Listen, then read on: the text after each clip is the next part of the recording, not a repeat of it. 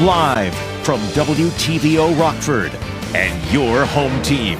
Eyewitness News at 5 starts now. A man is dead after police say he was trying to break into a home. The reason the homeowners may not face charges. An Illinois lawmaker pushes a plan to either move forward with a third Chicago airport in Peotone or ground the project. The proposal's been discussed for a couple of decades. And the Rock River Valley Blood Center offers a new incentive for donors. People who give blood can opt to get an important health check at the same time. Good evening, I'm Mimi Murphy. And I'm Eric Wilson. A man is dead after police say he was trying to break into a Rockford home. Officers were called to Green Street near Ellis Elementary just before 2 a.m. to a report of a home invasion. According to police, 44-year-old Trio Aube of Rockford was attempting to force a door open. Homeowners were able to block the door. Aube then broke out a window and proceeded to strike a person with a piece of lumber. As Aube tried to gain entry, a man inside the house got a kitchen knife and stabbed Aube in the neck. He was found outside in front of the house. First responders attempted life-saving measures, but Aube was pronounced dead at the scene. An investigation is ongoing.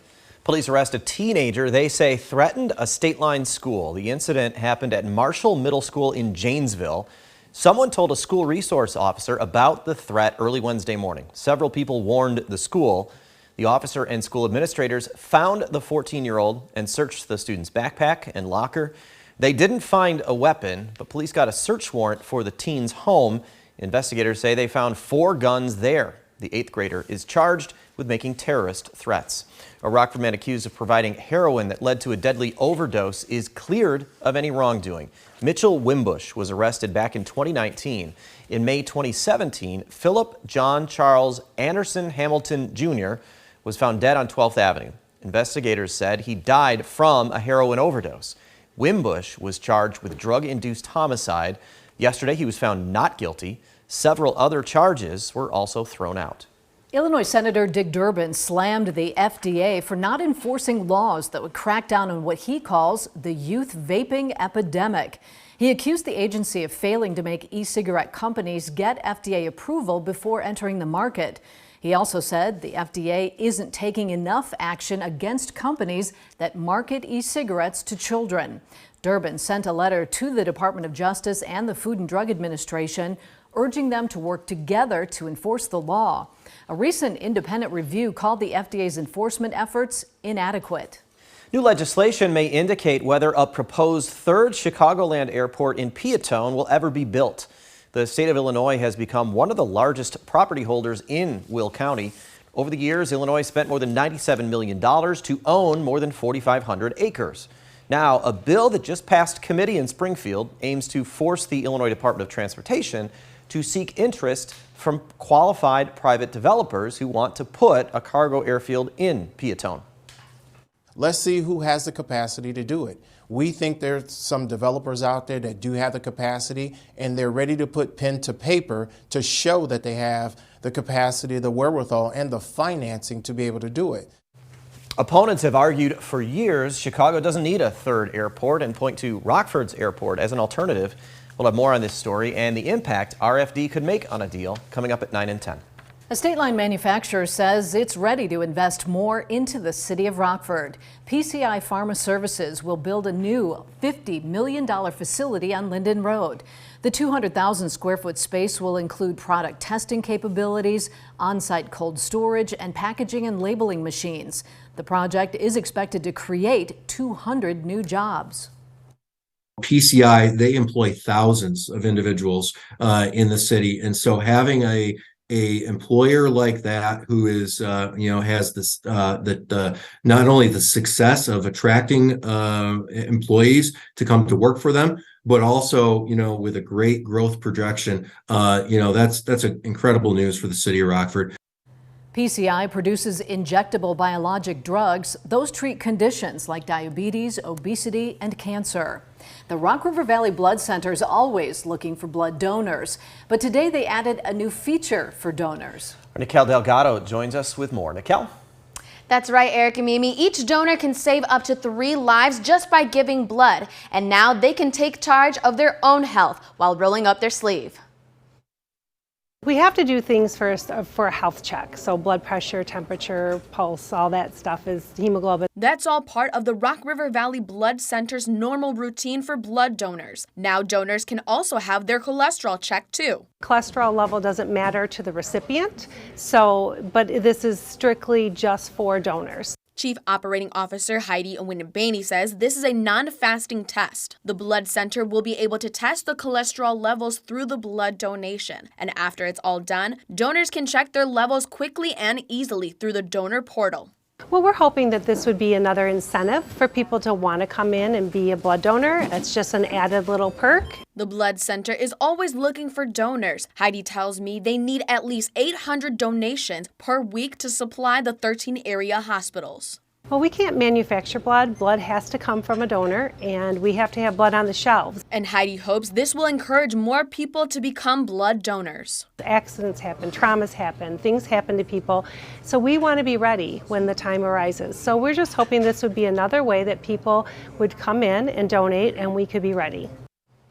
The American Heart Association recommends adults 20 and older to check their cholesterol every 4 to 6 years, and more often if they are at risk for heart disease. Eric, Mimi? Thanks to Kel. Lawmakers introduced the Respect for the Second Amendment Act. Coming up, the bill would solidify gun rights for who supporters describe as law-abiding citizens. Temperatures this afternoon made it into the 40s after we've dealt with some rain showers here the last couple of days. We'll look at how long that'll stick around and the chill that is expected going into the weekend. Coming up here in the First One forecast a little later. You're watching Eyewitness News, your home team with Eric Wilson, Mimi Murphy, Scott Leber, and Chief Meteorologist Candace King. The Biden administration threatens to ban TikTok if the app isn't sold. Many lawmakers believe the Chinese-owned social media site is a national security risk. The U.S. has been negotiating with TikTok for more than 2 years. Representatives for the social media platform say a sale would not address data concerns. China accuses the U.S. of suppressing TikTok and spreading false information about data security. TikTok CEO is scheduled to appear before Congress next week. Senate Republicans are introducing a bill in Congress to codify the Second Amendment. They say Democrats are trying to restrict this right for Americans. Washington correspondent Rashad Hudson looks at what the proposal changes.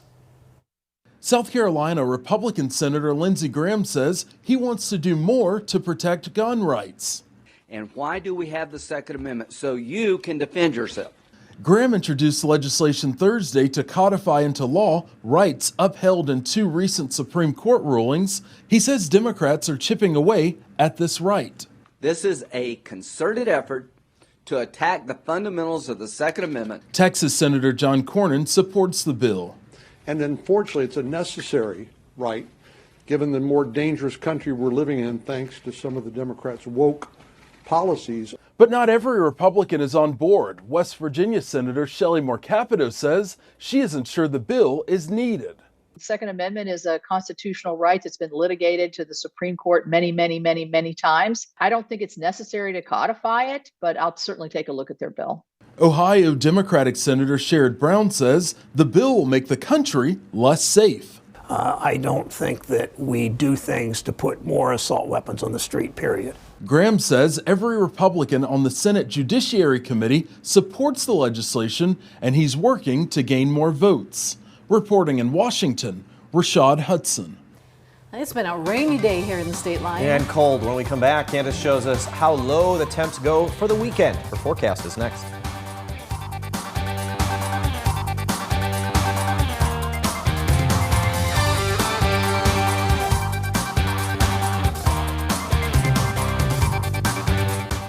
Now, your First Warn weather forecast from Chief Meteorologist Candace King. Scattered rain showers will continue over the next several hours. We'll see those pick up a little more here as we get closer to about 8, 9 o'clock this evening. This ahead of a cold front that'll work through later tonight and actually bring our temperatures down quite a bit going into tomorrow. On the colder side of things, we've got a couple of snow showers beginning to work through parts of central, south central Iowa. Not really expecting much of that to occur for us as that front comes through. However, could see a couple of snow flurries and a scattered snow shower or two mix in right around midnight, a little after, but then we dry things things out going into tomorrow morning. Bigger story for tomorrow going to be the cold and the wind that sets in not only for Friday, but then also going into Saturday. So we'll continue with these rain showers, kind of light right now along that I-39 corridor, some drier air just off to the west, but eventually what is moving through northeast Missouri, west central Illinois, that'll lift up, and so that's why we'll see some of that rainfall increase a little here over the next several hours. Severe weather ongoing down to the south now through parts of Texas into Oklahoma, Kansas and Oklahoma actually. Numerous severe thunderstorm warnings lining up along this line of thunderstorms that is developing and moving through parts of Texas. Actually, this severe warn storm and tornado warn storm for the Dallas area just north of there actually had a pretty decent hook echo on it. Radar indicated rotation, but nonetheless a very intense and dangerous situation taking place back to the south across parts of Texas here this evening. This is one of our cameras in Dallas, downtown Dallas, kind of looking as that storm now on the backside of it dealing with more heavy rainfall, but actually had a pretty decent structure on it about 10 minutes ago as that storm moved through. Now it's the wind and the heavy rainfall that they're dealing with. Closer to home, it's the wind and the colder temperatures we are going to be dealing with. We're in the 40s right now, but behind that front, notice temperatures, they are dropping back. So we'll see those numbers fall once that cold front comes through. We stay in the 40s through the rest of this evening. This is 9 o'clock tonight. Here's that steady rainfall. Again, not dealing with heavy rain here through this evening. So far, we've had up to about 1/10 of an inch in a couple of spots from what we've had so far for today. Still looking at about 1/4 up to 1/2 an inch of rainfall. Once we get closer to midnight, here's where that cold front comes in. There's quite a bit of dry air coming in behind that, so I think that'll help kind of dry us out along with that colder air, so we don't get much of an opportunity for any wintry weather. But as I mentioned, we could see a flurry or light snow shower or two mix in on the backside of that. It'll be cloudy when you wake up tomorrow, cold and windy. Temperatures will start in the 20s tomorrow, but our wind chill numbers are going to be in the teens for Friday morning, upper teens, low 20s for tomorrow afternoon. At least we've got some sunshine, but it doesn't do much to warm our temperatures. In fact, we'll stay in the 30s. Cloud cover then comes back in tomorrow night. This will stay with us on Saturday. You can see a couple of scattered snow flurries on and off as we head through our Saturday morning and afternoon. Temperatures hard pressed to even make it much above the upper 20s on Saturday. Now let's talk about the wind. We've had a breezy southerly wind today.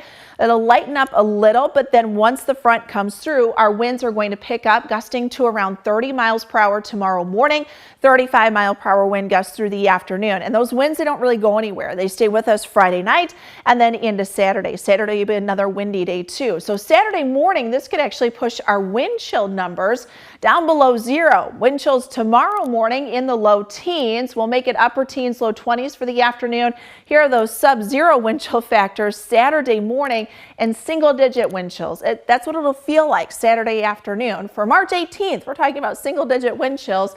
There is a little bit of a warm-up coming up. We're back into the 50s by next week. We take a live look with our own SkyTrack camera here out in Freeport. This brought to us by Rockford Career College.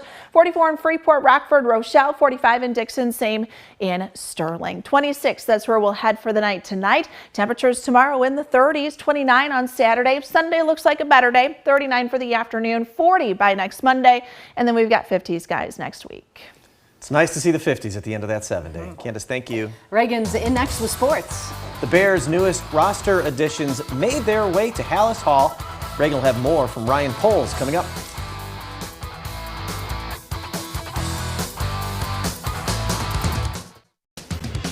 Now sports with Reagan Holgate.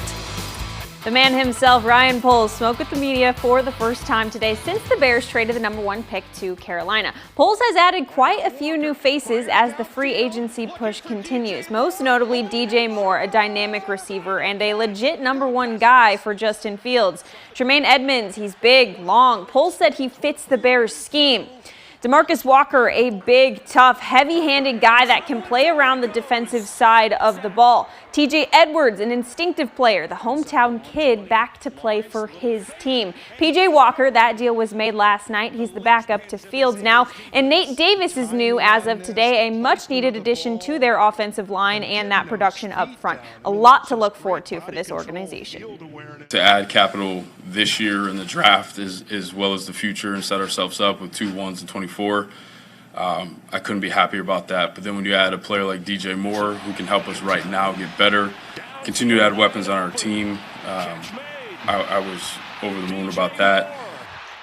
And with the addition of P.J. Walker to the Bears, Chicago has released Trevor Siemian. Siemian appeared in 2 games with 1 start for the Bears last season. They are moving on from the backup QB after 1 year. Now, when the Bears traded down to number 9 in the draft, it seemed unlikely they'd get Georgia's Jalen Carter. But do they want him? Carter did not have a good pro day yesterday. 9 pounds heavier than he was 2 weeks ago. He couldn't do a full workout either because he started cramping. And obviously Carter was charged with 2 misdemeanors in connection with the racing crash that killed 2 people. There's a chance he could drop after initially being labeled as a can't-miss prospect. And it's hard not to feel bad for Lonzo Ball at this point. He really can't seem to catch a break, and neither can the Bulls. The Bulls guard is set to have a 3rd surgery on his left knee. That's 3 in the last 14 months. This surgery will cost him most, if not all, of the 2023-24 season. There's been growing pressure for this procedure to hopefully carve a path for him to play again. It's not the first day of the NCAA tournament without a big upset, of course. Number 13 seed Furman downs number 4 Virginia to start the day. Maryland, West Virginia went down to the wire, but the Terrapins keep dancing. That's all for sports. We'll be right back. Rain showers will continue through this evening. We'll see them pick up a little more within the 7 to 10 o'clock hour time frame tonight. Cold front comes in, may see a mix with a couple of snow flurries through the overnight, but no accumulation is expected. Temperatures will drop to the 20s tomorrow morning. Wind chills will be down in the teens. It'll feel a lot different tomorrow afternoon than what it's felt here these last couple of days. Mid-30s for our high on Friday. Could see some light flurries Friday night into Saturday. Those carry over into Saturday afternoon, but look at that temperature, 29.